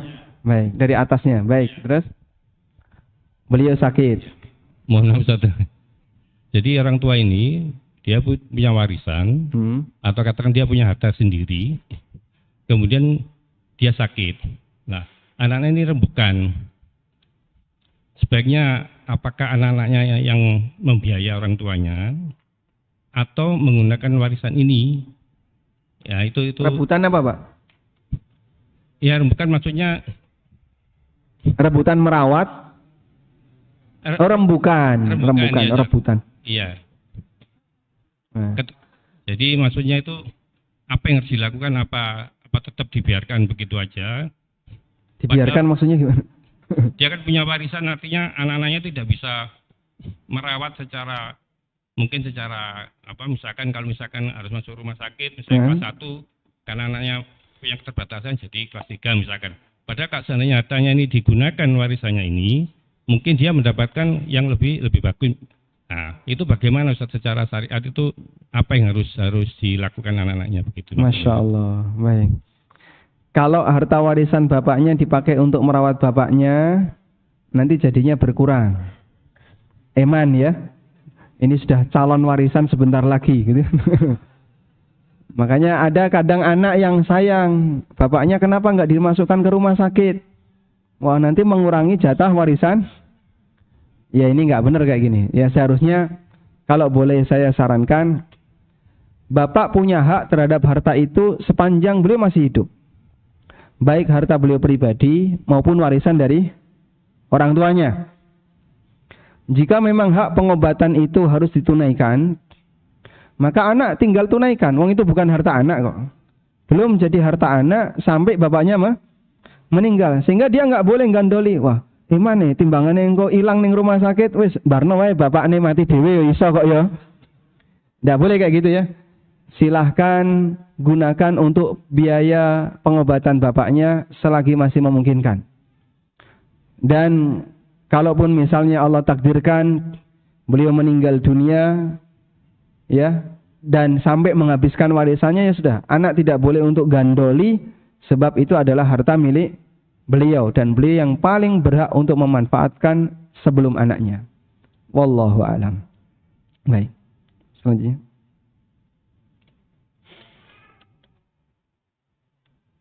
Assalamualaikum warahmatullahi wabarakatuh. Ustadz, jika dalam keluarga non-muslim ada salah satu anaknya yang muslim, apakah sah warisan bagi anak yang muslim menerima warisan sesuai dengan perhitungan mereka? Jadi mungkin pakai hitungannya orang Kristen gitu. Bapaknya non-muslim, ada salah satu anaknya yang muslim. Boleh nggak anak non-muslim ini tetap dapat warisan? Rasulullah sallallahu alaihi wasallam bersabda, "La yarithul muslimul kafira walal kafirul muslimah." Seorang muslim tidak boleh memberikan warisan kepada non-muslim dan non-muslim tidak bisa memberi warisan kepada yang muslim. Sehingga saling tidak bisa memberikan warisan. Lalu kalau anaknya muslim diberi warisan sesuai dengan perhitungan warisan hukum negara. Karena setelah dimasukkan ke dalam hukum negara, anak ini tetap dikasih. Apakah dia berhak menerima? Jawabannya tidak berhak. Jawabannya tidak berhak. Terus solusi anak muslim ini gimana, Pak? Biar dia tetap dapat harta dari orang tuanya yang non-muslim. Ada dua. Yang pertama, dia bisa minta ke bapaknya wasiat. Dan wasiat kepada ahli waris yang beda agama boleh. Sebab yang beda agama nggak dapat warisan. Nabi SAW mengatakan, "Ala la wasiyata li waris." Tidak boleh ada wasiat untuk ahli waris. Berarti kalau beda agama dia bukan ahli waris, maka boleh ada wasiat. Sehingga boleh ada wasiat untuk selain ahli waris, termasuk diantaranya anaknya yang beda agama. Maka anak muslim ini bisa minta kepada bapaknya, "Pak, nanti tolong wasiatkan senilai harta tertentu yang andaikan sama agamanya dia dapat segitu." Andaikan sama agamanya, misalnya dia dapat 1/6, maka dia minta wasiat dengan nilai sekian. Tanda tangan, masukkan ke notaris sebagai saksi, notaris ikut bersaksi, tanda tangan. Kuat insya Allah. Sehingga nanti dia bisa ajukan, kalaupun nggak dikasih, ini bisa dia ajukan ke pengadilan. Kalau tidak dikasih ya, meskipun kalau dia ikhlas ya sudah selesai. Yang kedua, bapak sudah mati sebelum wasiat. Dan dia mati non-muslim. Anaknya sebagai anak muslim, berarti kan tidak ada wasiat dong bapak wis mati. Apa tukang yang kuburan pak, jaluk wasiat? Ya podo wae ya. Terus solusinya gimana? Anda minta saudara Anda. Minta kepada saudara. Duwe dulur piro sampean? Dulurku 3 kafir kabeh. Yang muslim cuma 1. Sudah? Minta kepada saudara. Boleh enggak saya minta sekian? Saya tidak berhak, tapi kalau saya minta sekian boleh enggak? Minta kepada saudara sama dengan minta jatah mereka untuk orang ini. Kalau saudara ridho, selesai masalah. Walhamdulillah.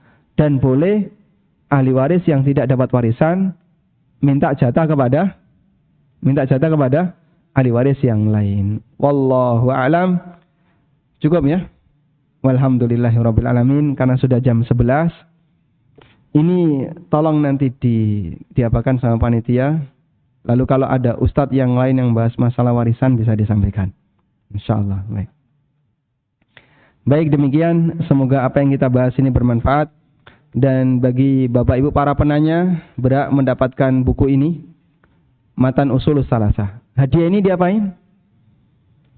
Hadiah. Dibagi. Baik. Hadiahnya dibagi. Ada yang mau ini? Mau Pak? Mau, silahkan Pak. Beli angkat pertama ya. Angkat tangan pertama. Baik. Kau sudah angkat tangan Pak?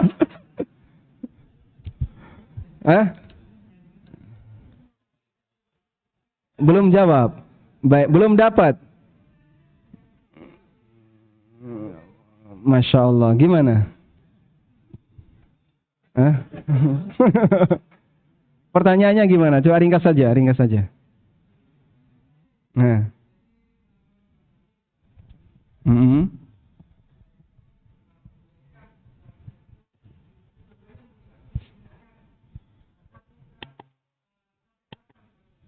Baik.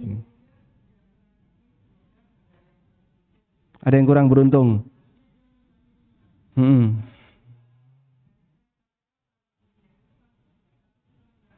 Ya. Baik.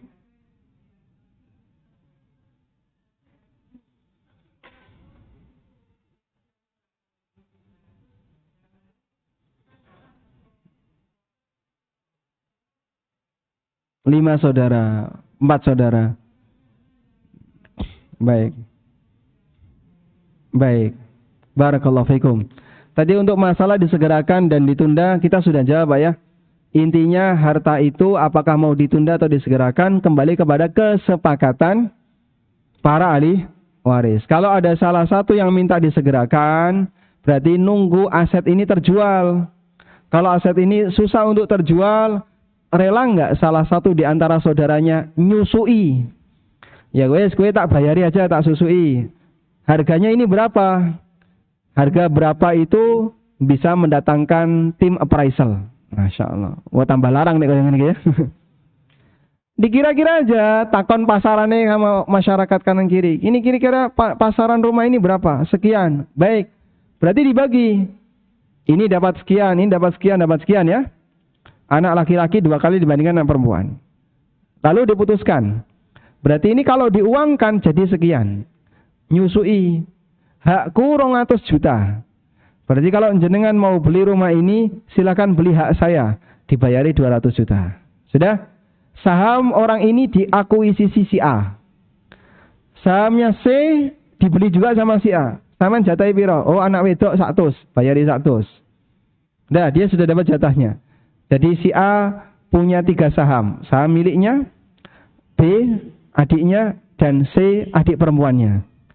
Begitu seterusnya sampai akhirnya terbeli 100%. Silahkan. Dan masalah nilai sesuai kesepakatan. Kalau misalnya merasa berat, Pak kalau ngalah saya kok berat. Ya boleh nggak ngalah. Tapi kalau Anda misalnya ngalah dalam rangka menjaga kerukunan keluarga, insya Allah lebih baik. Hadiah selanjutnya. Siapa yang mau? Pertanyaannya. Oh iya kan pertanyaannya. Pertanyaannya ya. Pak sudah selesai waktunya Pak. Nanti di lain waktu insya Allah. Semoga nanti Allah mudahkan bisa datang ke Surabaya lagi ya. Baik. Pertanyaan yang pertama. Apa makna ilmu waris setengah ilmu? Nah, baik. Yang angkat tangan pertama.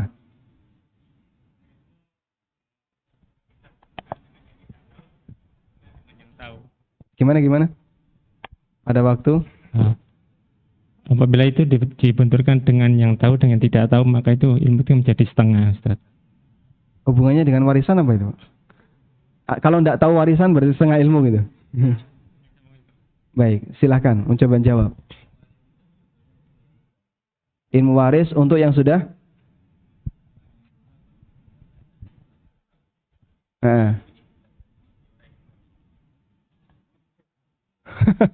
Maksudnya gimana? Ilmu ini baik, ilmu yang membahas harta untuk orang yang sudah meninggal. Nah, disebut setengah ilmu hubungannya apa? Setengah mati.